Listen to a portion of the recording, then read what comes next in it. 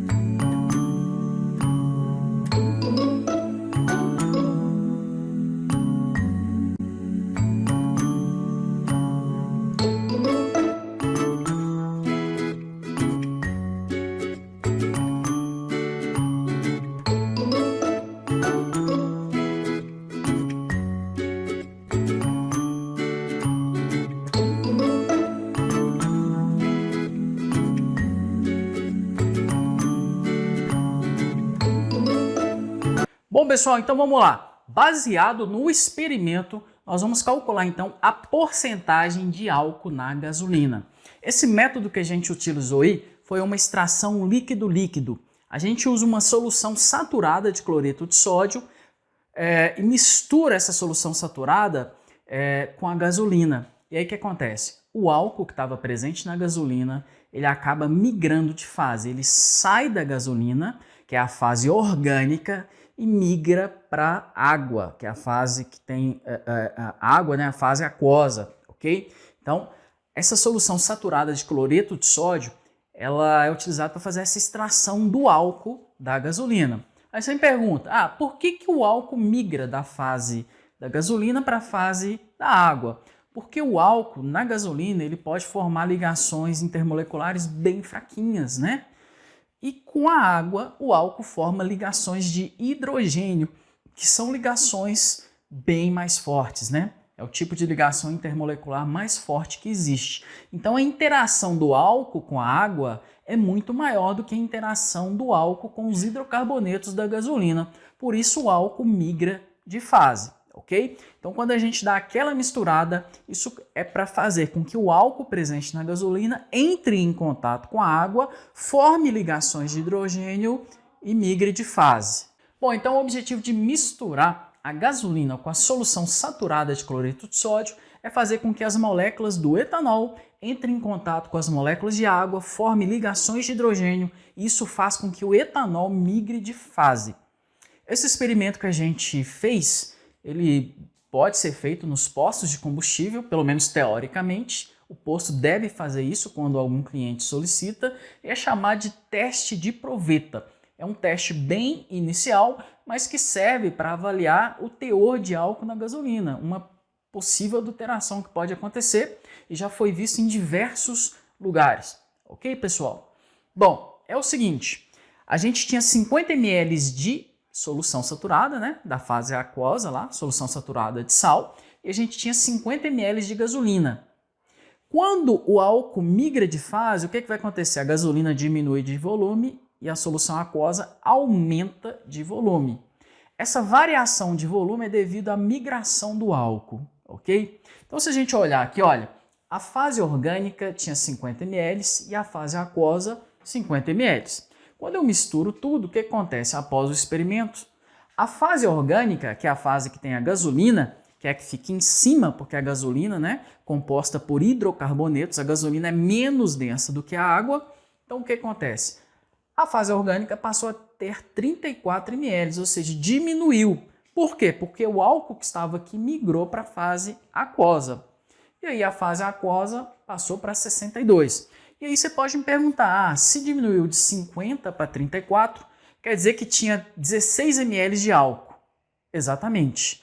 E aí você pode falar o seguinte, então, se tinha 16 ml de álcool e ele foi para a fase aquosa, por que não passou de 50 para 66?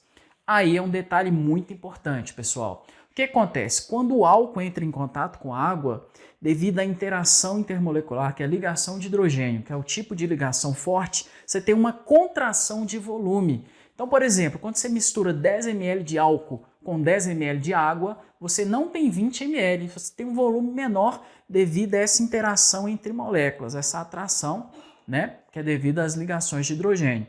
Então, eu não posso fazer o cálculo baseado na fase aquosa, porque tem contração de volume. Eu vou fazer os cálculos baseados no volume da fase orgânica, ok? Então, eu posso concluir aqui, olha, que o volume do etanol, que tinha nos 50 ml de gasolina, né, é 16 ml. Então, eu verifico a partir da fase orgânica. Olha, após o experimento, se a gente olhar o volume total também, olha isso, foi de 96 ml, quer dizer que teve uma contração de volume. Você mistura 50 ml com 50 ml e tem 96, isso é devido à contração de volume que ocorre quando se mistura etanol e água, beleza? Então vamos ao cálculo aqui, olha. A gente vai calcular a porcentagem em volume de álcool na gasolina. Então é bem simples. Eu posso usar a fórmula, né, do título em volume, multiplico por 100, ou uma regrinha de 3. Vamos usar a fórmula aqui, ó. Porcentagem em volume vai ser o quê? O volume do soluto, que é o etanol, 16 ml, dividido pelo volume da solução, que é de 50 ml, que era a gasolina, vezes 100. Então aqui, olha, a porcentagem em volume vai ser de 32% volume por volume. Ou você pode fazer uma regrinha de 3. 16 ml em 50, então em 100 vai ser 32, ou seja, 32%. Bom, nós achamos um teor de etanol acima do permitido pela legislação.